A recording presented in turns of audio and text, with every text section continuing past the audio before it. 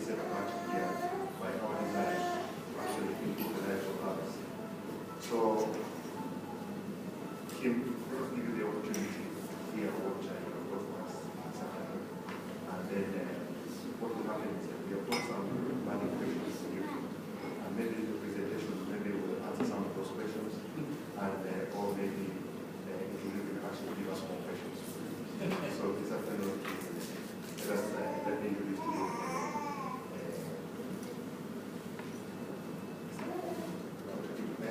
So before I actually introduce you, let me give our secretary the opportunity to tell you just briefly what we are possibly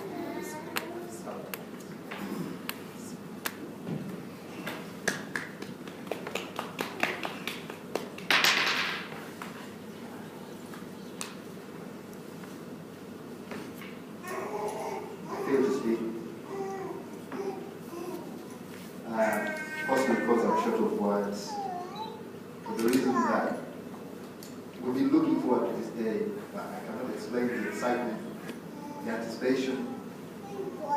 We can't express ourselves because of the expectation, because you don't want to be addressed to as Dr. Kim or Dr. Tan. I hope I get time to be calling you Kim, because it is not an easy thing to get used to. But we've been looking forward to this day. It is a great day for us. I don't know how I can explain it. I've just been telling to one of my colleagues that it gives me what we call goosebumps to have you here, Dr. Kim. It really does. It is such a pleasure we can't have words for. So if I fail to speak, I hope you understand. And also gives me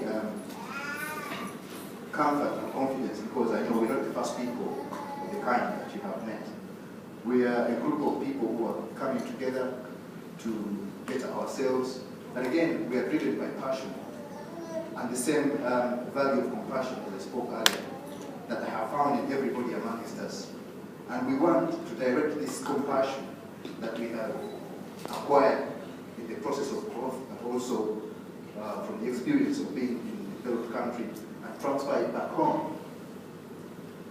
The reason why we identified with that is because we know where we come from.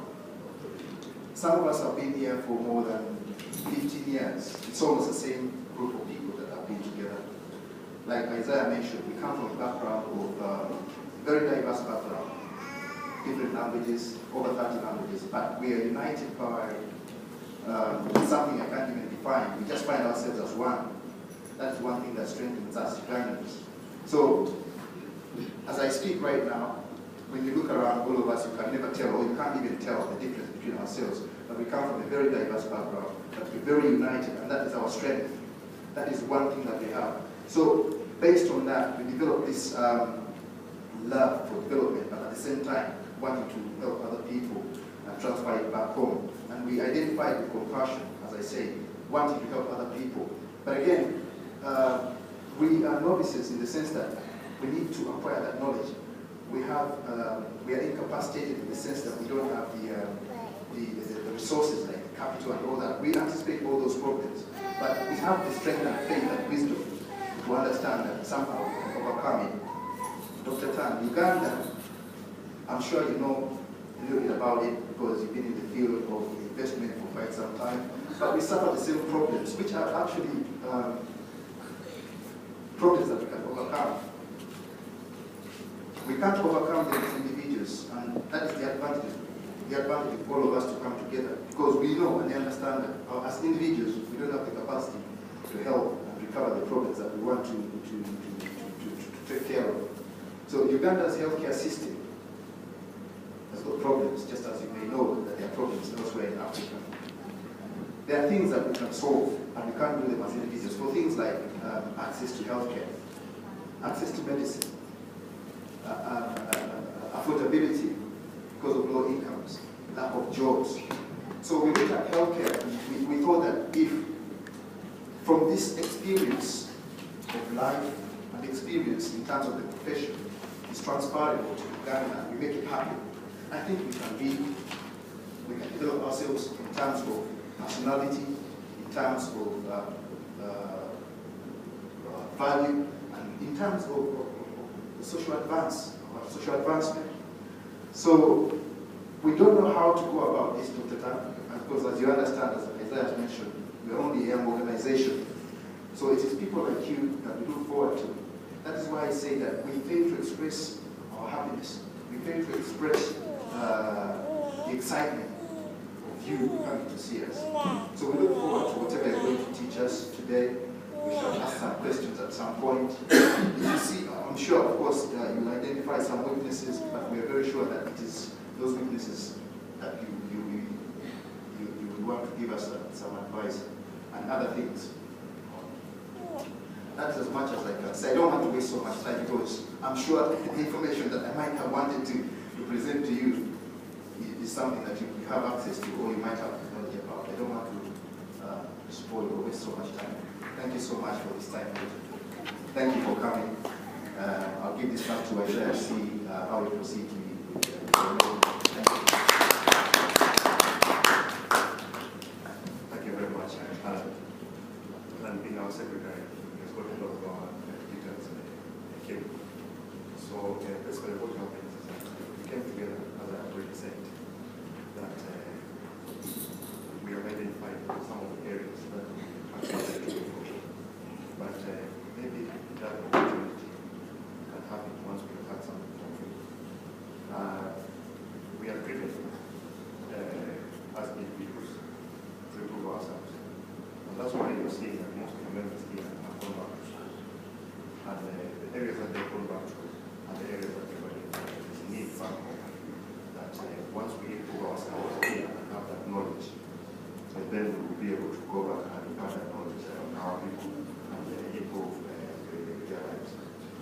Having had a brief discussion with you earlier on today, you say that most of the countries like Indonesia and Malaysia and China have actually been improved by those with the diaspora. And we believe that that is the opportunity that we can also, that we have identified now, and we are able to take back to our countries. So, Dr. Tan, without wasting a lot of time, let me invite you please do the presentation, and then we can proceed from there. Thank you very much. Well, can I say what a privilege it is to be here with you, and I love it when the kids are here as well. So I'm very, very relaxed about noise and so on, so I don't feel stressed. Okay. I want to take this opportunity just to share with you what I've been doing in the last 15 or so years. I've gone through about 3 kind of careers, starting out first as an academic in research, particularly in cancer and diabetes research, that was my field. And then another stint as a venture capital investment fund, so running a bunch of venture capital funds in the biotech, pharmaceutical area, investing in the States, UK, India, and Malaysia. But in the last 15 years, I've become more and more challenged about how to use my gifts, my talents, and my resources to not just make money for myself, but how can we use this to help the poor? How can we use this to transform communities, to transform nations? Because I come from a poor family too. My parents were immigrants from China. Dad's father died when he was 12 years old. I had to go start working at the age of 13. At age 18, got himself on a boat, sailed to Malaysia with nothing, and built up a small business in Malaysia. We grew up with a well in our backyard, no flush toilets. It was night soil land. We took the waste away at dawn. And when we started having tap water, the water was always brown. We got to have a Muslim to sort of clean the water. Electricity was always unpredictable, so most of our, homework was done with candlelights. So my wife wonders why, for me, candlelight isn't that romantic. It reminds me of doing homework in candlelight. So now, when you come from that kind of background, and in rural Malaysia, and my first school didn't have any windows, like many of our schools in Africa, just a corrugated iron, and when it rained, you all had a bit of a shower. when you come from that kind of background and you've had a bit of success, you can react in two ways. One, you forget your background and you live for yourself. Or you remember your background, you remember your roots, and you realize really everyone has the same amount of talent, except that I have been given the opportunity. I was given a chance, I was given a scholarship by the British government, by the schools here, by my university. My PhD was on a scholarship, my 4 postdoctoral fellowships were on scholarships. Without those opportunities, I wouldn't be where I am today.